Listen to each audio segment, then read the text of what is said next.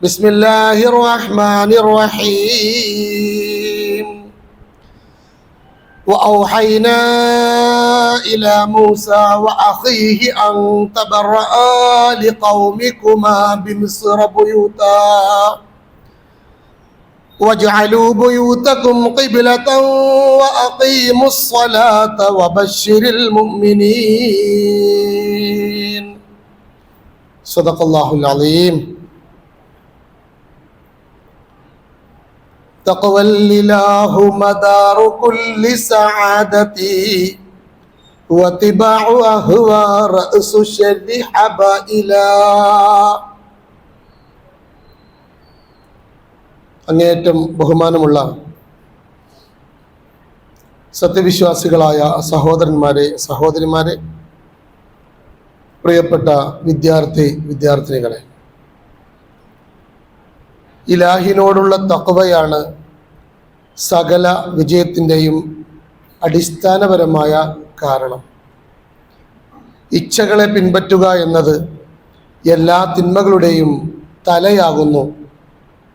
മുത്തഖീങ്ങളായി, മുഖ്ലിസീങ്ങളായി ജീവിതത്തെ വിലയിരുത്തി സ്വന്തത്തെയും കുടുംബത്തെയും സംസ്കരിച്ച് യഥാർത്ഥ മുത്തഖീങ്ങളായി, മുഖ്ലിസീങ്ങളായി ജീവിക്കണമെന്ന് എന്നോടും നിങ്ങളോടും ആത്മാർത്ഥമായി ഉപദേശിക്കുന്നു, വസിയത്ത് ചെയ്യുന്നു. അള്ളാഹു നമ്മെ എല്ലാവരെയും അവൻ്റെ മുത്തഖീങ്ങളിൽ, മുഖ്ലിസീങ്ങളിൽ ഉൾപ്പെടുത്തി അനുഗ്രഹിക്കുമാറാവട്ടെ. ആമീൻ. യാ അയ്യുഹല്ലദീന ആമനു തഖുല്ലാഹ ഹഖ്ക തുഖാതിഹി വലാ തമൂതുന്ന ഇല്ലാ വഅൻതും മുസ്ലിമൂൻ. മുസ്ലിമായിട്ടല്ലാതെ മരിക്കരുത് എന്ന അള്ളാഹുവിൻ്റെ കൽപ്പന കഴിഞ്ഞ ആഴ്ച നമ്മൾ ചർച്ച ചെയ്തു. മുസ്ലിമായിട്ടല്ലാതെ മരിക്കാൻ സാധിക്കുന്ന തരത്തിലാണ് സാമൂഹിക ചുറ്റുപാടുള്ളത്, കുടുംബ സംവിധാനങ്ങളുള്ളത്, നമ്മുടെയൊക്കെ സാഹചര്യങ്ങളുള്ളത്. എ ടു സെഡ് ആ അർത്ഥത്തിലാണ് നമ്മുടെ സംവിധാനമുള്ളത് എന്നത് നമ്മൾ ഓർക്കേണ്ടതുണ്ട്. അടുക്കള മുതൽ അന്താരാഷ്ട്ര രംഗം വരെ മുസ്ലിമായി മരിക്കുന്നതിന് പകരം മുസ്ലിം ആവാതെ മരിക്കേണ്ടുന്ന സാഹചര്യമാണുള്ളത് എന്നത് കഴിഞ്ഞ തവണ നമ്മൾ ഓർമ്മപ്പെടുത്തുകയുണ്ടായി. രണ്ട് തരം മുസ്ലിമീങ്ങളാണ് നമ്മുടെ മുമ്പിലുള്ളത്. ഒന്ന് ചോയ്സ് മുസ്ലിമാണ്, ഇസ്ലാമിനെ കുറിച്ച് നന്നായി പഠിച്ച് മനസ്സിലാക്കി അത് ഉൾക്കൊള്ളുകയും അതിലേക്ക് കടന്നു വരികയും ചെയ്ത ആളുകളാണ്. രണ്ടാമത്തെ കൂട്ടർ ചാൻസ് മുസ്ലിമീങ്ങളാണ്. അങ്ങനെ ഇസ്ലാമിൽ തന്നെ പിറന്നു വീണ് അടിസ്ഥാനപരമായ കാര്യങ്ങളെക്കുറിച്ച് പോലും യാതൊരു വിലയും പ്രാധാന്യം കൊടുക്കാതെ ഇഷ്ടപ്രകാരം അങ്ങനെ ജീവിച്ച് യാന്ത്രികമായി മുന്നോട്ട് പോകുന്ന സാധാ മുസ്ലിമീങ്ങൾ. ഇസ്ലാമിലേക്ക് ഒരാൾ എങ്ങനെ വന്നാലും ഈമാൻ എന്നത് അറിവിലൂടെയും പരിശ്രമത്തിലൂടെയും കർമ്മങ്ങളിലൂടെയും നേടിയെടുക്കേണ്ടതാണ് എന്ന് മാത്രമാണ് നമുക്ക് ഓർമ്മപ്പെടുത്താനുള്ളത്. അങ്ങനെ ഓർത്തെടുത്ത് ജീവിച്ചാൽ മാത്രമാണ് ഒരാൾക്ക് മുസ്ലിമായി ജീവിക്കാൻ സാധിക്കുകയുള്ളൂ. അങ്ങനെ മുസ്ലിമായി ജീവിച്ചവർക്ക് മാത്രമേ മുസ്ലിമായി മരിക്കാനും കഴിയുകയുള്ളൂ എന്നതാണ് നമ്മൾ ഓർക്കേണ്ടുന്ന ഒരു കാര്യം. മുസ്ലിമായി മരിക്കാനുള്ള ഒന്ന് രണ്ട് കാര്യങ്ങളാണ് ഇന്ന് ശ്രദ്ധയിൽപ്പെടുത്താൻ ഉദ്ദേശിക്കുന്നത്. അതിലാദ്യം ഫസ്റ്റ് ഹോം തന്നെയാണ്, നമ്മുടെ വീടുകൾ. മുസ്ലിമായി ജീവിക്കാൻ, മുസ്ലിമായി മരിക്കാൻ, നമ്മുടെ കുടുംബങ്ങൾക്ക് അങ്ങനെ ജീവിക്കാൻ ആദ്യം നമ്മൾ പരിഗണിക്കേണ്ടതും നമ്മൾ തിരുത്തേണ്ടതും നമ്മൾ ആലോചിക്കേണ്ടതും നമ്മുടെ വീടുകളെ കുറിച്ച് തന്നെയാണ്.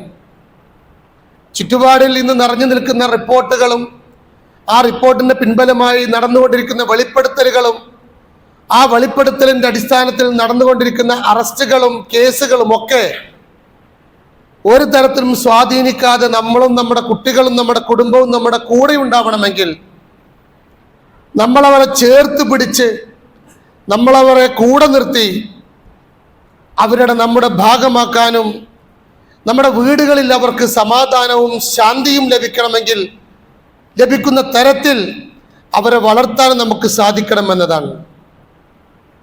അപ്പം അതുകൊണ്ട് ആദ്യം നമ്മുടെ സ്വന്തം വീടുകളെ കുറിച്ചൊരു പരിശോധന, കറകളഞ്ഞ പരിശോധന. അതാണ് ഇന്നത്തെ ഖുതുബയുടെ ഒരു പ്രധാനപ്പെട്ട അജണ്ട എന്ന് പറയുന്നത്. കറകളഞ്ഞ പരിശോധന. പൊതുവെ നമ്മൾ പറയാറുള്ളത് എൻ്റെ വീട് കുഴപ്പമൊന്നുമില്ല എന്നുള്ളതാണ്.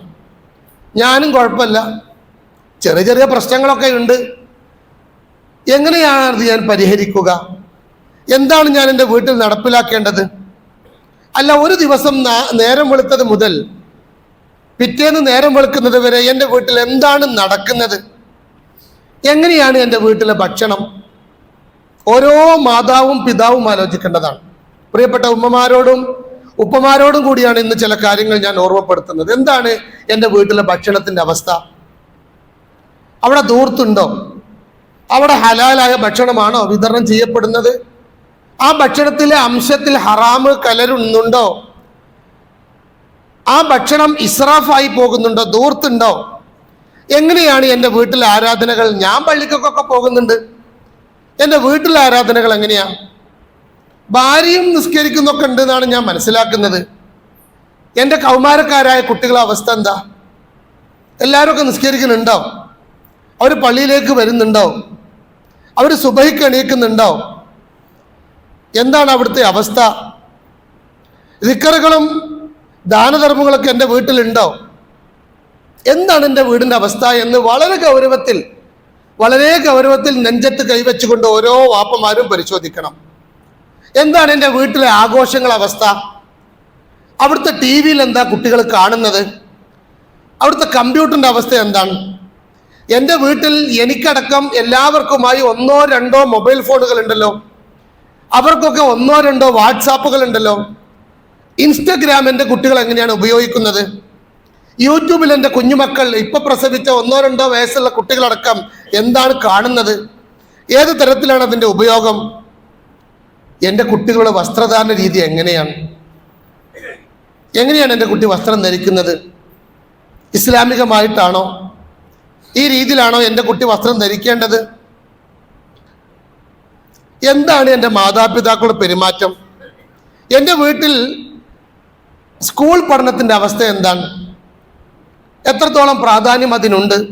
എന്തൊക്കെ അതിൽ പരിഗണിക്കുന്നുണ്ട്? എൻ്റെ വീട്ടിലെ കുട്ടികളുടെ മദ്രസ പഠനം എങ്ങനെയുണ്ട്? ദീനി പഠനം എങ്ങനെയാണ്? എൻ്റെ വീട്ടിൽ ആരെങ്കിലുമൊക്കെ ഖുർആൻ ഓതുന്നുണ്ടോ? ഓരോ വാപ്പയും ഉമ്മയും ആലോചിക്കേണ്ടതാണ്. എൻ്റെ വീട്ടിലെ കുട്ടികൾ ആരെയാണ് മാതൃകയാക്കുന്നത്? വാപ്പാനെയാണോ ഉമ്മാനെയാണോ? അതോ വാപ്പാനെ മാത്രമാണോ? അതോ ഉമ്മയെ മാത്രമാണോ? അല്ലെങ്കിൽ മാതൃകയാക്കാൻ യോഗ്യതയുള്ള ആരാണ് എൻ്റെ വീട്ടിലുള്ളത്? ഈ പോക്ക് പോയാൽ എന്തായിരിക്കും എൻ്റെ കുടുംബത്തിൻ്റെ അവസ്ഥ? സമൂഹത്തിനും നാടിനും അള്ളാഹുവിൻ്റെ ദീനിനും അഭിമാനബോധം നൽകുന്ന മക്കളാണോ എൻ്റെ മക്കള്? അങ്ങനെ പറയാൻ പറ്റുന്ന മക്കളാണോ? ഞാൻ മരണപ്പെട്ടാൽ എനിക്ക് മയ്യത്ത് നമസ്കരിക്കാനുള്ള വിവരം അവർക്കുണ്ടോ? എൻ്റെ വീട്ടിലൊരു ദുരന്തമുണ്ടായാൽ അതിനെ തരണം ചെയ്യാനുള്ള ആത്മീയമായ വിശുദ്ധി എൻ്റെ മക്കൾക്കുണ്ടോ? എൻ്റെ ഇണക്കുണ്ടോ? അവരെൻ്റെ കൂടെ ഉണ്ടാകുമോ?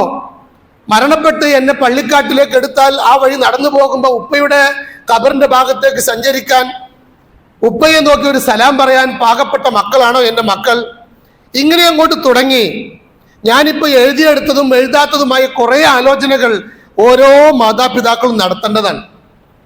അത് നടത്താത്തിടത്തോളം കാലം നമുക്ക് നമ്മുടെ കുടുംബത്തെ, നമുക്ക് നമ്മളെ മുസ്ലിമായി ജീവിച്ച് മരിപ്പിക്കുക എന്നത് പ്രായോഗികമായ ഒരു കാര്യമല്ല. ഞാൻ ഓതി വെച്ച ആയത്ത് സൂറത്ത് യൂനിസിലെ 87-ാമത്തെ ആയത്താണ്. وَأَوْحَيْنَا إِلَى مُوسَى وَأَخِيهِ أَن تَبَوَّآ لِقَوْمِكُمَا بِمِصْرَ بُيُوتًا وَاجْعَلُوا بُيُوتَكُمْ قِبْلَةً وَأَقِيمُوا الصَّلَاةَ وَبَشِّرِ الْمُؤْمِنِينَ. മൂസാ നബി അലൈഹിസ്സലാമിനും അദ്ദേഹത്തിന്റെ സഹോദരനും നാം ബോധനം നൽകി, നിങ്ങൾ ഇരുവരും നിങ്ങളെ ജനതക്കായി ഈജിപ്തിൽ ഏതാനും വീടുകൾ നിർമ്മിക്കുക. നമ്മളൊക്കെ വീടുകൾ ഉണ്ടാക്കുന്ന ആളുകളാണ്. നിങ്ങളുടെ വീടുകൾ നിങ്ങൾക്ക് ഖിബിലകളാവണം. വീടുകൾ നിങ്ങൾ ഖിബില വേണം. പള്ളികൾ ഉണ്ടാക്കാൻ പറ്റിയ സാഹചര്യമല്ല അവിടെ ഉള്ളത്. അതുകൊണ്ട് നിങ്ങൾ നിങ്ങളുടെ വീടുകളെ ഖിബിലകളാക്കണം. നമസ്കാരം നിഷ്ഠയോടെ നിർവഹിക്കുക. സത്യവിശ്വാസികൾക്ക് സന്തോഷ വാർത്ത അറിയിക്കുകയും ചെയ്യുക. ഈ ആയത്തിൽ ഞാൻ ഇന്ന് തെരഞ്ഞെടുത്തിട്ടുള്ള ഒരു വാക്ക് എന്ന് പറയുന്നത് വജഅലു ബുയൂതകും ഖിബലതൻ എന്നതാണ്. നിങ്ങൾ നിങ്ങളുടെ വീടുകൾ ഖിബിലകളാക്കുക എന്നതാണ്. ഈജിപ്തിലെ വളരെ പ്രതികൂലമായ ഒരു സാഹചര്യത്തിൽ അതിക്രമകാരിയായ ഭരണാധികാരിയുടെ എല്ലാ അക്രമങ്ങളും നിരന്തരം ഏറ്റുവാങ്ങി പ്രയാസപ്പെട്ട് ദുരന്തപൂർണമായി ജീവിതം നയിക്കുന്ന അന്നത്തെ ന്യൂനപക്ഷമായ മൂസാ നബി അലൈഹി ഇസ്ലാമിന്റെ സമൂഹത്തോട് തങ്ങളുടെ ദൗത്യം പൂർത്തിയാവാൻ, തങ്ങൾക്ക് മോചനം ലഭിക്കാൻ, തങ്ങളുടെ ധാർമ്മിക ജീവിതം അച്ചടക്കമുള്ളതാവാൻ, തങ്ങൾക്ക് മുന്നോട്ടുള്ള യാത്ര എളുപ്പമാവാൻ, തങ്ങൾ അനുഭവിക്കുന്ന പ്രയാസങ്ങളിൽ നിന്നും എതിരാളികളെ അമ്പരപ്പിച്ചുകൊണ്ട് മുന്നോട്ട് പോവാൻ അള്ളാഹു അവരോട് അവരുടെ വീടുകൾ ഖിബിലകളാക്കി മാറ്റുക എന്ന് പറയുകയാണ്. നമുക്ക് പള്ളികളുണ്ട്, വീടുകൾ ഖിബിലയാക്കേണ്ടതില്ല, നമ്മുടെ ഖിബില മക്കയിലെ കാബയാണ് എന്നൊക്കെ ഉള്ളപ്പോൾ തന്നെ നമ്മുടെ വീടുകൾക്ക് ചില ദൗത്യങ്ങൾ നിർവഹിക്കാനുണ്ട്. നമ്മുടെ വീടുകൾ, നിങ്ങളുടെ വീടുകളെ കുറിച്ചൊന്ന് ചിന്തിച്ചു നോക്ക്. എന്താണ് നിങ്ങളുടെ വീടുകളുടെ അവസ്ഥ? നമ്മുടെ വീടുകളിൽ എന്താണ് നടക്കുന്നത്? ആഘോഷത്തിന്റെയും ആനന്ദത്തിന്റെയും അട്ടഹാസത്തിന്റെയും മാത്രം കേന്ദ്രങ്ങളല്ല വീടുകൾ. ഇസ്ലാമിന്റെ വീട് അതല്ല, ഇസ്ലാമിലെ വീടുകൾ അതല്ല. മുസ്ലിമിന്റെ വീട് അങ്ങനെയാവാൻ പാടില്ല. അവിടെ ആഘോഷം ഉണ്ടാവണം, അവിടെ ഒച്ചിമുളിയൊക്കെ ഉണ്ടാകും, പക്ഷെ അത് മാത്രം ഉണ്ടാകുന്ന വീടുകളാവരുത്. പ്രത്യേകിച്ചും ഇബാദത്തിന്റെ പവിത്രതയുള്ളതാവണം നമ്മുടെ വീടുകൾ. പുരുഷന്മാരൊക്കെ പള്ളിയിൽ വന്ന് നമസ്കരിക്കുമ്പോൾ ആരോഗ്യപരമായ കാരണങ്ങളാൽ പള്ളിയിൽ വരാത്ത രക്ഷിതാക്കൾ അവർ അവരുടെ വീടുകളിൽ ആരാധനയിൽ കുതിർന്ന ജീവിതമാക്കി മാറ്റണം എന്നുള്ളതാണ്. ഈ ആയത്തിന്റെ വിശദീകരണത്തിൽ തഫ്സീറിൽ കാണാം, അവർ അവരുടെ വീടുകൾ പള്ളികളാക്കി മാറ്റട്ടെ. വീടുകൾ തന്നെ പള്ളികളാവുന്നു. ഭാര്യയും കുട്ടികളും കുടുംബവും ഒക്കെ ആരാധനകൾ കൃത്യമായി നിർവഹിക്കുന്നു. നരകത്തിലേക്ക് എത്തപ്പെട്ട ഒരു മനുഷ്യനെ കുറിച്ച് ഖുർആനിൽ പറയുന്നുണ്ട്. എന്താണ് അദ്ദേഹത്തിന് മേൽ ചുമത്തപ്പെട്ട കുറ്റം? എന്താണ് അദ്ദേഹം ചെയ്ത തെറ്റ്? ഇടത് കയ്യിൽ ഇടത് കയ്യിൽ ഗ്രന്ഥം നൽകപ്പെട്ടവൻ, ഇടത്തെ കയ്യിൽ പിന്നെ ബുക്ക് നൽകപ്പെട്ടവൻ, കിതാബ് നൽകപ്പെട്ടവൻ, അവൻ അട്ടഹസിച്ച് പൊട്ടിക്കരയുകയാണ്. കാരണം വലത്തെ കയ്യിലാണ് ഇത് കിട്ടേണ്ടത്, വലത് കയ്യിലാണ് നമുക്കിത് കിട്ടേണ്ടത്. അതിന് പകരം ഇടത് കയ്യിൽ കിട്ടിയതിന്റെ പേരിൽ നെറ്റി ചുളിച്ച് വളരെ പ്രയാസപ്പെട്ടുകൊണ്ട് പൊട്ടിക്കരയുന്ന മനുഷ്യൻ, അവന് മുമ്പിൽ നരകത്തിന്റെ ആളിക്കത്തുന്ന നരകത്തിന്റെ അവസ്ഥ മുമ്പിൽ തെളിഞ്ഞു നിൽക്കുന്ന സമയത്ത് വിശുദ്ധ ഖുർആൻ അവന്റെ മേൽ ചുമത്തപ്പെട്ട ചാർജ് ഷീറ്റ് പറയുന്നത് എന്തെന്നറിയോ? ഇന്നഹു കാന ഫി അഹ്ലിഹി മസ്റൂറ, അവൻ അവന്റെ കുടുംബത്തിൽ ആനന്ദത്തിന്റെ തിമിർപ്പിലായിരുന്നു എന്നതാണ്. അതാണ് അവന്റെ പ്രശ്നം. അവന്റെ കുടുംബത്തിൽ വലിയ സന്തോഷത്തിലായിരുന്നു. അവിടുത്തെ ശബ്ദ കോലാഹലങ്ങൾ, അവിടുത്തെ ഒച്ചയും വിളിയും, അവിടുത്തെ ആഘോഷങ്ങൾ, ആ ആഘോഷത്തിനിടയിൽ ബാങ്ക് കേൾക്കുമ്പോൾ ഒന്ന് നിശബ്ദമാകാൻ പോലും ആ വീടിന് പരിശീലനം ലഭിച്ചിട്ടുണ്ടായിരുന്നില്ല. ആ വീട്ടിലെ അംഗങ്ങൾ നമസ്കാരത്തിന് പ്രാധാന്യം കൊടുത്തിട്ടുണ്ടായിരുന്നില്ല. ആ വീട്ടിലെ അംഗങ്ങൾ നമസ്കാരത്തിന് ജമാഅത്തിന് പ്രാധാന്യം കൊടുത്തിട്ടുണ്ടായിരുന്നില്ല. ആ വീട്ടിലെ അംഗങ്ങളിൽ ദിക്റുകളും ദുആകളും പ്രാർത്ഥനകളും ഉണ്ടായിരുന്നില്ല. നമ്മുടെ കുടുംബത്തെ കുറിച്ച് നമ്മൾ ആലോചിക്കേണ്ടതാണ്. അടിപൊളി ജീവിതം നയിക്കുമ്പോ, അമിതാവേശത്തിൽ ജീവിതം നയിക്കുമ്പോ, ദൂർത്തുകൾ ഉണ്ടാകുമ്പോ, ഭക്ഷണങ്ങൾ വേസ്റ്റ് ആക്കുമ്പോ നരകത്തിന്റെ പാതയിലേക്ക് നമ്മളെ കൂട്ടിക്കൊണ്ടു പോവുകയാണ് യഥാർത്ഥത്തിൽ പിശാച് ചെയ്തുകൊണ്ടിരിക്കുന്നത് എന്ന് നമ്മൾ ഓർക്കേണ്ടതുണ്ട്. ഒരുതരം സെലിബ്രേഷൻ മൂഡാണ് നമ്മുടെ വീട്ടിലുള്ളത്. വിവാഹം ഇന്ന് വലിയ ആഘോഷമാണ്, വലിയ ആഘോഷമാണ്. എത്രയെത്ര വിവാഹങ്ങളാണ്, എത്രയെത്ര കുടുംബങ്ങളാണ് വിവാഹത്തിന്റെ തൊട്ടുതലേന്നും 1-2 മാസം കഴിയുമ്പോഴും 5-8 മാസങ്ങൾ കഴിയുമ്പോഴും 2-3 കൊല്ലങ്ങൾ കഴിയുമ്പോഴും 1-2 കുട്ടികളുണ്ടായതിനു ശേഷം ഛിന്ന ഭിന്നമായിക്കൊണ്ടിരിക്കുന്നത് പുതിയ തലമുറയുടെ ഒരു പ്രതിഭാസമായി മാറിക്കൊണ്ടിരിക്കുകയാണ്. വലിയ വലിയ ആഘോഷങ്ങൾ, വലിയ വലിയ ആഘോഷങ്ങൾ നടത്തി അള്ളാഹുവിനെ മറന്ന് ദൂർത്ത് നടത്തി യഥാർത്ഥത്തിൽ ഇസ്ലാം വിഭാവനം ചെയ്ത ഒരു നന്മയുമില്ലാത്ത വിവാഹങ്ങളായി നമ്മുടെ വിവാഹങ്ങൾ മാറിക്കൊണ്ടിരിക്കുകയാണ്. ആരെയും കുറ്റപ്പെടുത്തുകയല്ല. ആർക്കെങ്കിലും അങ്ങനെ തോന്നുന്നുണ്ടെങ്കിൽ അവർ സ്വയം പരിശോധന നടത്തണമെന്ന് മാത്രമാണ് ഓർമ്മപ്പെടുത്തുന്നത്. വിവാഹ നിശ്ചയം വലിയ പരിപാടികളാണ്. വിവാഹം നിശ്ചയിക്കാൻ വേണ്ടി നിശ്ചയിക്കുന്ന നിശ്ചയം അതിനേക്കാൾ വലിയ പരിപാടികളാവുകയാണ്. നിക്കാഹുകൾ വലിയ വലിയ മാമാങ്കളാവുകയാണ്. നിക്കാഹിന് ശേഷമുള്ള വിവാഹ സദ്യ അത്ഭുതകരമായ, തട്ടമിടാത്ത പെൺകുട്ടികൾ വലിയ തരത്തിൽ ഒപ്പന കളിച്ച് നമ്മുടെയൊക്കെ ഹാളുകളിൽ, നമ്മുടെയൊക്കെ വീടുകളിൽ ചിലപ്പോഴൊക്കെ നാം നമ്മെ തന്നെ മറന്ന്, നമ്മുടെ ദൗത്യം മറന്ന്, നമ്മുടെ സംസ്കാരം മറന്ന് നമ്മൾ ധൂർത്തന്മാരായി മാറുകയാണ്. പിന്നീട് മഞ്ഞൾ കല്യാണവും മൈലാഞ്ചി കല്യാണവും അതിനുശേഷമുള്ള വിവാഹ വാർഷികാഘോഷവും കേക്ക് മുറിയും ബർത്ത്ഡേ ആഘോഷവും ജനന മരണ ആഘോഷങ്ങളും നമ്മുടെയൊക്കെ വീടുകളിൽ നടക്കുകയാണ്. എല്ലാ സമയത്തും ചിലതൊക്കെ ചെറിയ തോതിൽ ആഘോഷിക്കാം, ചിലതൊക്കെ അതിനുള്ള അനുവാദമുണ്ട്. ആ അനുവാദമൊക്കെ നിലനിർത്തിക്കൊണ്ടാണ് ഞാൻ ചില കാര്യങ്ങൾ പറയുന്നത്. ആരെങ്കിലും വിവാഹത്തിന് വേണ്ടി സ്വന്തം മകൾക്കും മകനും വേണ്ടി, അല്ലെങ്കിൽ ഇത്രയും കാലം പോറ്റുവളർത്തിയ കുട്ടിക്ക് വേണ്ടി വിവാഹത്തിന് വേണ്ടി ഒരു വരനെ നിശ്ചയിക്കുമ്പോൾ ഇസ്തിഖാറത്തിന് നിസ്കരിച്ച എത്ര പേരുണ്ട് നമ്മുടെ കൂട്ടത്തിൽ? മകന് വേണ്ടി വിദേശത്ത് ജോലി റെഡിയാക്കി അവനെ വീട്ടിൽ നിന്നും മരണ വീട് പോലെ യാത്രയാക്കി പറഞ്ഞേക്കുമ്പോ ആ ജോലി ഹൈറാവാനും അവന്റെ ജോലിയിൽ ബർക്കത്തുണ്ടാവാനും ഇസ്തിഖാറത്തിന് നമസ്കരിച്ചവർ നമ്മുടെ കൂട്ടത്തിൽ ആരാ ഉള്ളത്? ഉന്നത പഠനത്തിന് വേണ്ടി ചെന്നൈയിലേക്കും ബാംഗ്ലൂരിലേക്കും മറ്റു നാടുകളിലേക്കും വിദേശത്തേക്കും മക്കളെ പറഞ്ഞേക്കുമ്പോ മോളെ ഇസ്തിഖാറത്തിന് നമസ്കരിക്കണമെന്ന് ചെയ്തവർ നമ്മളിൽ ആരാ ഉള്ളത്? നമ്മൾ ആരാ അങ്ങനെ നോക്കാറുള്ളത്? മക്കളെ വിദ്യാഭ്യാസത്തിനാവട്ടെ, അവരുടെ ബിസിനസ്സുമായി ബന്ധപ്പെട്ടാവട്ടെ, അവരുടെ ജോലിയുമായി ബന്ധപ്പെട്ടതാവട്ടെ, ജീവിതത്തിൽ ഏതൊരു കാര്യം അള്ളാഹിന്റെ റസൂൽ തീരുമാനിക്കുമ്പോൾ ഒരു മിനിറ്റ് ഞാൻ ഇപ്പൊ വരാമെന്ന് പറഞ്ഞ് ഓതുമെടുത്ത് 2 റക്അത്ത് നമസ്കരിക്കും. 2-3 ജോലി ഒരുമിച്ച് വന്നു. PSC ആണ്, മലപ്പുറത്തൊന്നും കോട്ടയത്തൊന്നും കാസർഗോഡൊന്നും വന്നു. എല്ലാം ഒരുപോലെ പ്രധാനമാണ്, എല്ലാം നല്ല ശമ്പളമുള്ള ജോലിയാണ്. എന്ത് ചെയ്യും? ഇസ്തിഖാറത്തിന് 2 റക്അത്ത് നിസ്കരിക്കും, എന്നിട്ട് പ്രാർത്ഥിക്കും. അപ്പോഴേക്ക് തെളിഞ്ഞു വരും എങ്ങട്ടാ പോണ്ടത്, ഏത് വരനാ വേണ്ടത്, ഏത് കല്യാണം നടത്തേണ്ടത്, എങ്ങനെയാ മോളെ പറഞ്ഞേക്കേണ്ടത്. ഇതൊന്നും ഓർക്കാതെ, ഇതൊന്നും ആലോചിക്കാതെ നമ്മുടെ തദ്ബീറുകൾ അങ്ങനെ നടക്കും.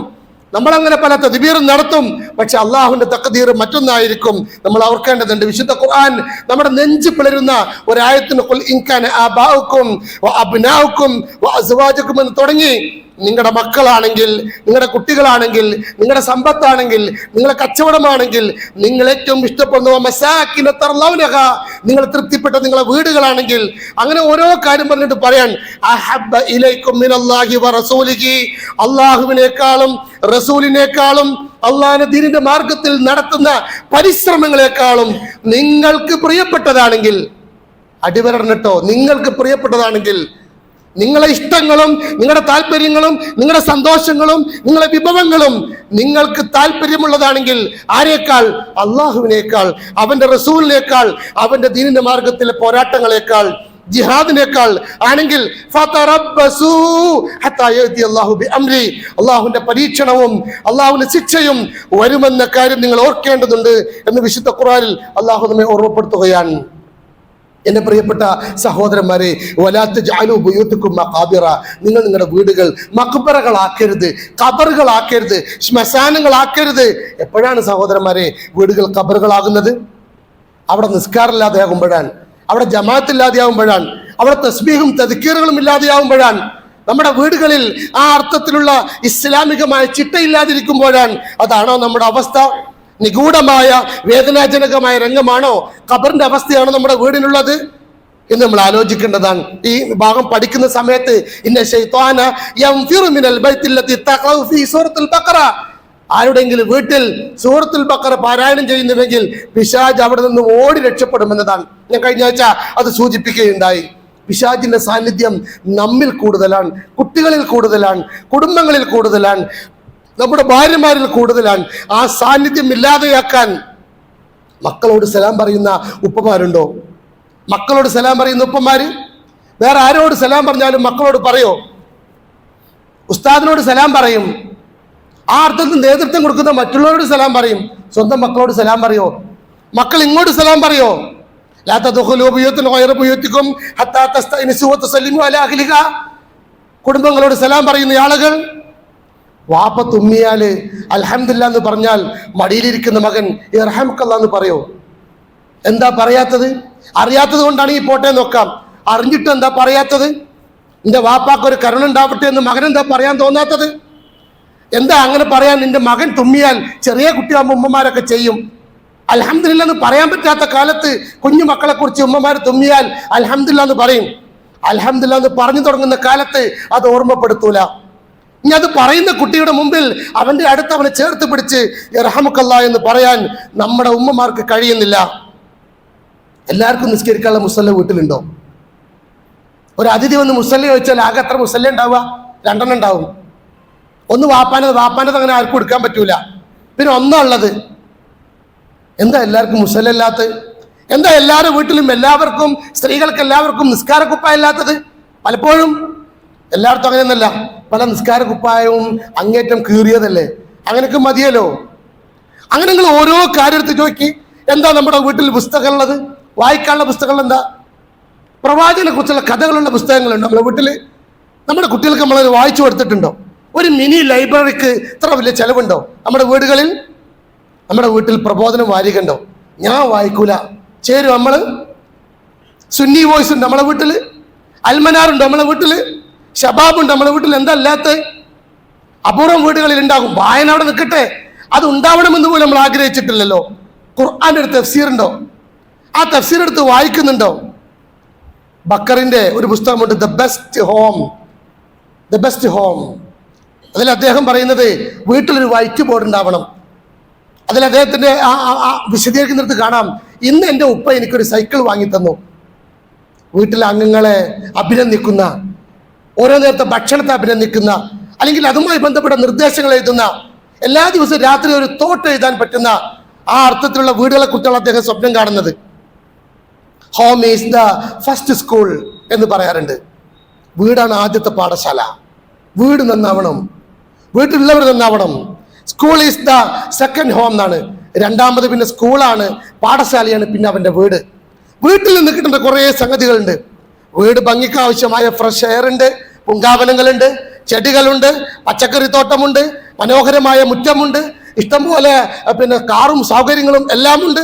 പക്ഷെ ആ വീട്ടിൽ മുസ്ലിമായി ജീവിക്കാൻ ആവശ്യമായ സംവിധാനങ്ങളില്ല, മുസ്ലിമായി ജീവിക്കാൻ ആവശ്യമായ സ്വഭാവ സംസ്കാരങ്ങളില്ല. നബിന്റെ അടുക്കൽ വന്നിട്ട് ഒരാൾ, നബിയെ എത്ര തിന്നിട്ടും മനസ്സിക്കൊരു സുഖം കിട്ടണില്ല. നബി അയാൾ തിന്ന ഭക്ഷണത്തെ കുറിച്ചൊക്കെ ചോദിക്കുന്നുണ്ട്. അപ്പൊ നബി ചോദിക്കുന്നതൊക്കെ അയാൾ തിന്നിട്ടുണ്ട്. നബി ചോദിക്കാത്തത് ആൾ ഇങ്ങോട്ട് പറയുന്നുണ്ട്, ഞാൻ അതും തിന്നിട്ടുണ്ട് നബിയെ. എങ്ങനെയാ നിങ്ങൾ ഭക്ഷണം കഴിക്കല്? ഞാൻ വാപ്പയല്ലേ, ഞാൻ ആദ്യം തിന്നും, ഞാൻ നല്ലോണം തിന്നും, എന്നിട്ട് പിന്നെ കുട്ടികൾ തിന്നും, പിന്നെ ഭാര്യയൊക്കെ തിന്നും. ഫജ്തമിയോ അല്ലാത്തോ ആമിക്കും, അത് നിർത്തിയിട്ട് ഒന്നിച്ചിരുന്ന് തിന്നി. എല്ലാവരും ഒരു മേശക്ക് ചുറ്റും ഇരുന്ന് വർത്താനം പറഞ്ഞ്, മൊബൈൽ ഫോണൊക്കെ മാറ്റി വെച്ച് ചിരിച്ച് കളിച്ച് വർത്താനം പറഞ്ഞ്. ആരോ പണ്ട് പറഞ്ഞു തിന്നുമ്പോൾ വർത്താനം പറയാൻ പാടില്ല. ഇപ്പൊ തിന്നുമ്പോൾ വർത്താനം പറയണമെന്ന അവസ്ഥയാണ്. വായിലുള്ളപ്പോൾ പറയാൻ പാടില്ല, സലാം പറഞ്ഞാൽ മടക്കാൻ പാടില്ല. വായിലുള്ളപ്പോൾ മറ്റുള്ളവരെ പാത്രത്തിലേക്ക് അത് തെറിക്കുന്നുള്ളത് കൊണ്ടാണ്.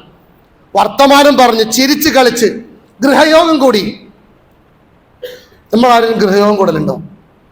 എല്ലാ മാസം 1-ാം തീയതി വാപ്പയും കുട്ടികളും മക്കളെല്ലാവരും ഇരിക്കും, മക്കളെ പാപ്പാന്റെ ചെലവ് ഇപ്പം എത്രയാണ്, നമ്മളൊന്ന് കൂടണ്ടേ? ചില ആൾക്കാർ പറയും ഞങ്ങളിനി എപ്പോഴും കൂടിയും കൊണ്ടാണ്. അതിന് ഗൃഹയോഗം എന്ന് പറഞ്ഞാൽ ദുര്യോഗം എന്നാണ് പറയാ. ഗൃഹയോഗം എന്ന് പറഞ്ഞാൽ എല്ലാവരും ഇങ്ങനെ ഒരുമിച്ച് കൂടി ഇരുന്ന് മൂത്ത മകനെ കുറിച്ച് അവലോകനം ചെയ്ത്, മൂത്ത മകൻ പറയും ചിലപ്പോ ഉപ്പാന്റെ പരിപാടി ഇപ്പൊ കുറച്ച് സെറ്റ് കുറച്ച് മോശമാവുന്നുണ്ട്, പെരുമാറ്റം കുറച്ച് മോശമായിട്ടുണ്ട് എന്ന് പറയാൻ പറ്റുന്നൊരു ഫ്രീഡം നമ്മുടെ വീട്ടിൽ നമ്മൾ ഉണ്ടാക്കണ്ടേ? അങ്ങനെ നമ്മൾ കുടുംബത്തെ ചിട്ടപ്പെടുത്തണ്ടേ?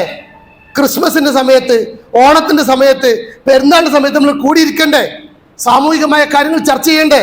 അല്ല, എന്താണ് ഈ ഓണത്തിന്റെ പ്രത്യേകത? ഓണാഘോഷത്തിൽ നമുക്ക് പങ്കെടുക്കാൻ പറ്റുമോ? പങ്കെടുക്കാൻ പറ്റുന്ന കാര്യങ്ങളുണ്ടോ? ഇതര മതസ്ഥരോട് നമ്മൾ എന്താ ചെയ്യേണ്ടത്? വാപ്പാക്ക് പങ്കെടുക്കാൻ പറ്റണം. വാപ്പാക്ക് അറിഞ്ഞാലും പറഞ്ഞു കൊടുക്കൂല. അത് നമുക്ക് പള്ളിക്കത്തെ ഉസ്താദിനോട് ചോദിക്കാം, എന്താണ് നമ്മൾ അങ്ങനെ ആയിപ്പോയത്?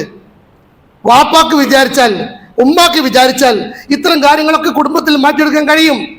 വാപ്പ പ്രാർത്ഥിക്കണം, അല്ലാഹുമ്മ വസ്സിഅലി ഫീ ദാരി, പടച്ചോനെ വീട്ടില് എനിക്ക് നീ വിശാല തരുന്ന റബ്ബേ. വലിയ വീടേക്കാരം, പക്ഷെ ഇടുങ്ങിയ മനസ്സായിരിക്കും. ചെറിയ വീടാണെങ്കിലും വലിയ മനസ്സുണ്ടായി കിട്ടണം. ബാരിക് ഫീ റിസ്ഖി, എൻ്റെ റിസ്ഖിൽ ബർക്കത്ത് തരണമേ തമ്പുരാനെ. ഞാൻ പറയുന്നത് നമ്മുടെ വീട്ടിൽ അത്തരത്തിലുള്ളൊരു കൂട്ടായ്മ ഉണ്ടാവണം. അത്തരത്തിൽ നമ്മുടെ കുട്ടികളുമായി കൂടാൻ നമുക്ക് പറ്റണം. ഞാൻ കഴിഞ്ഞ ആഴ്ച സൂചിപ്പിച്ചല്ലോ, വീട്ടിൽ നിസ്കാരത്തിന്റെ സമയം എഴുതി വെച്ചത്. ചിലരെങ്കിലും വിചാരിച്ചിട്ടുണ്ടാവും അങ്ങനെയാണെങ്കിൽ പുരുഷന്മാരും പള്ളിയിൽ നിന്ന് നിസ്കരിക്കുക. അല്ല, ഞാൻ ആ പോയ വീട്ടിലെ വൃദ്ധനായ മനുഷ്യൻ, അദ്ദേഹത്തിന് നടക്കാൻ പറ്റാത്ത ഒരാളാണ്. പക്ഷെ അദ്ദേഹത്തിന് നിർബന്ധമാണ് പള്ളിയിൽ പോകുന്ന സമയത്ത് പുരുഷന്മാർ ജമാഅത്തിന് പോകുന്നത് പോലെ വീട്ടിലെ സ്ത്രീകൾ, ഉമ്മമാരും ചെറിയ കുട്ടികളൊക്കെ കൂട്ടിയിട്ട് ജമാഅത്തായി നിസ്കരിക്കണം, ജമാഅത്തായി നിസ്കരിക്കണം. അങ്ങനെ പഠിപ്പിക്കണം, അങ്ങനെ ശീലിപ്പിക്കണം. അങ്ങനെ പഠിപ്പിച്ച് ശീലിപ്പിച്ച കുട്ടികൾ, ആ കുട്ടികൾ നമ്മളെ കൂടെ തന്നെ ഉണ്ടാവും. ആ കുട്ടികളെ ജീവിതം നമ്മുടെ കൂടെ തന്നെ ഉണ്ടാവും. അതുകൊണ്ട് നമുക്ക് മരിച്ചു പോകുന്ന സമയത്ത് അഭിമാന ബോധത്തോടെ ചങ്കിടിപ്പില്ലാതെ മരിക്കാൻ പറ്റും.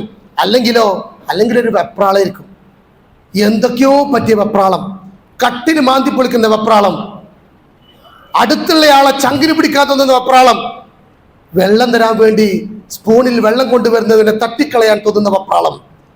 അതില്ലാതിരിക്കണമെങ്കിൽ കുടുംബത്തെ ചിട്ടപ്പെടുത്തണം, ഭാര്യയെ നന്നാക്കണം, സ്വയം നന്നാവണം, സന്തോഷകരമായ ജീവിതം വീട്ടിലുണ്ടാക്കണം. വാപ്പ അതിന് നേതൃത്വം കൊടുക്കണം. അതാണ് അരിജാലു ഖവാമൂന എന്ന് പറഞ്ഞത്. പുരുഷൻ അതിന് ഒരുപാട് കാര്യങ്ങൾ ചെയ്യാൻ പറ്റും. ഉമ്മക്ക് അതിന് പറ്റണം. മടിയിലിരുത്തി സന്തോഷം പറഞ്ഞു കൊടുത്ത്, ഉമ്മാന്റെ കുട്ടി യാസീൻ കാണാതെ പഠിക്കുകയാണെങ്കിൽ ഉമ്മക്ക് ഇത്ര ഉറുപ്പ്യ തരാം, ഇന്ന സാധനം വാങ്ങിത്തരാം, ഉപ്പ പറഞ്ഞിട്ടുണ്ട് ഗൾഫിൽ നിന്ന് അയച്ചു തരാം. സൂറത്തുൽ വാഖിയ കാണാതെ പഠിച്ചാൽ, സൂറത്തുൽ ബഖറയിൽ ആദ്യത്തെ 100 ആയത്ത് പഠിച്ചാൽ എല്ലാം പോട്ടെ. ഈ ലോകത്തെ ഏറ്റവും വലിയ നിധി എന്താണെന്ന് റസൂൽ ചോദിച്ചു പറഞ്ഞെന്തറിയോ? സൂറത്തുൽ ബഖറയിലെ ആയത്തുൽ കുർസി. നിങ്ങൾ ചോദിച്ചു നോക്കി, നിങ്ങളെ കുട്ടിയുടെ ആയത്തുൽ കുർസി അറിയോന്ന്? ആയത്തുൽ കുർസി മാത്രം മതി ഒരു കുടുംബത്തിന്റെ സംരക്ഷണത്തിന്. രാത്രി അത് ചൊല്ലിയാൽ നേരം വെളുക്കും വരെ ആ വീട്ടിൽ നിന്നൊന്നും മോഷണം പോവില്ല. വസ്തുക്കൾ മാത്രമല്ല തഖ്വ പോലും നഷ്ടപ്പെടൂല. ആയത്തുൽ കുർസി അറിയില്ല, ആമന റസൂലും അറിയില്ല, പഠിച്ചിരുന്നു പണ്ട്, ഉസ്താദിന് ഓതി കൊടുത്തിരുന്നു. ആർക്ക് വേണ്ടിയാ പഠിച്ചത്? ഉസ്താദിന് വേണ്ടി. പരീക്ഷന്റെ പേപ്പർ നോക്കിയപ്പോ കണ്ടു, നമസ്കാരം ആർക്കാണ് നിർബന്ധം? ഉസ്താദിന്. നോമ്പ് ആർക്കാണ് നിർബന്ധം? ഉസ്താദിന്. സക്കാത്ത് ആർക്കാണ് നിർബന്ധം? ഉസ്താദിന്.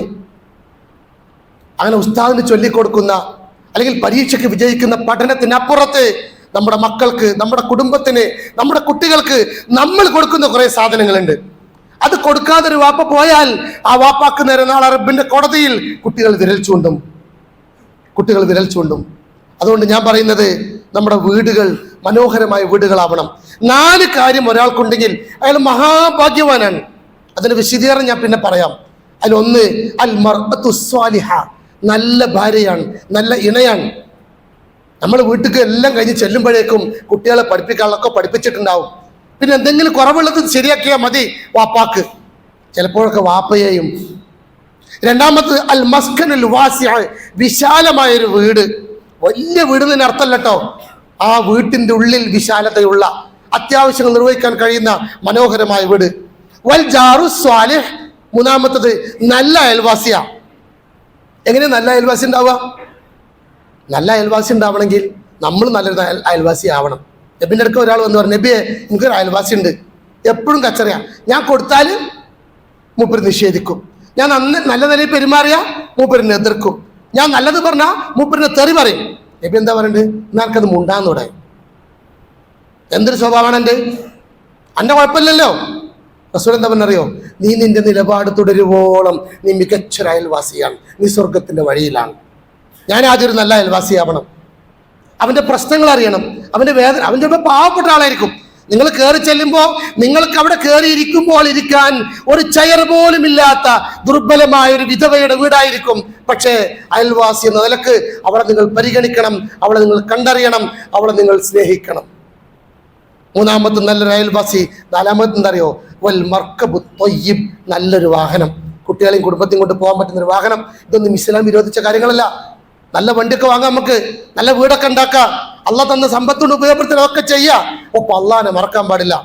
4 കാര്യങ്ങൾ ഒരു മനുഷ്യന്റെ പരാജയത്തിന്റെ, നിർഭാഗ്യത്തിന്റെ ഉദാഹരണങ്ങളാണ്. ഒന്ന് അൽ മർഅത്തു സൂ, മോശപ്പെട്ട ഭാര്യയാണ്. കുട്ടികളെ നോക്കാൻ നേരമില്ല, കുട്ടി നിസ്കരിച്ചിട്ടോ നോക്കണില്ല, കുട്ടി ഓതുണ്ടോ നോക്കണില്ല, കുട്ടിന്റെ ഡയറിയിൽ ഒപ്പിടാൻ നേരമില്ല, ഒന്നിനും നേരമില്ല. മദ്രസ പോകുന്നുണ്ടോന്ന് അറിയില്ല, സുബഹി നിസ്കരിച്ചിട്ട് പോകുന്നുണ്ടോന്ന് അറിയില്ല, നോക്കാൻ നേരമില്ല. മർഅത്തു സൂ, വളരെ സൂക്ഷിക്കണം എൻ്റെ പ്രിയപ്പെട്ട ഉമ്മമാർ. രണ്ടാമത്തെ വൽ ജാറു സൂ, മോശപ്പെട്ട അയൽവാസി ഒരു മനുഷ്യന്റെ നിർഭാഗ്യമാണ്. മൂന്നാമത് വൽ മർകബു സൂ, മോശപ്പെട്ട വാഹനം, നല്ല സ്ഥലത്തേക്കൊന്നും പോകാൻ നേരമില്ല, മോശപ്പെട്ട വാഹനം. വൽ ബൈത്തുൽ ലയ്യിഖ്, ഇടുങ്ങിയ വീട് അത്ര വിശാലമായിട്ടും കാര്യമില്ല. ആ വീട്ടിലേക്ക് ചെല്ലുമ്പോൾ ശരിക്ക് വീടിനെ കുറിച്ചുള്ള കാഴ്ചപ്പാടിനെ മസ്കൻ എന്നാണ്. ഹൗസ് അല്ല വേണ്ടത്, നമുക്ക് ഹോമാണ് വേണ്ടത്. നമ്മുടെ വീടുകളെ ആ അർത്ഥത്തിൽ ചിട്ടപ്പെടുത്തിയ മനോഹര സ്വർഗങ്ങളാക്കി മാറ്റിയാൽ മുസ്ലിമായി ജീവിച്ച് മുസ്ലിമായി മരിക്കാനുള്ള മഹാഭാഗ്യം നമുക്ക് നൽകപ്പെടും. അള്ളാഹു തൗഫീഖ് നൽകി അനുഗ്രഹിക്കുമാറാവട്ടെ. ആമീൻ.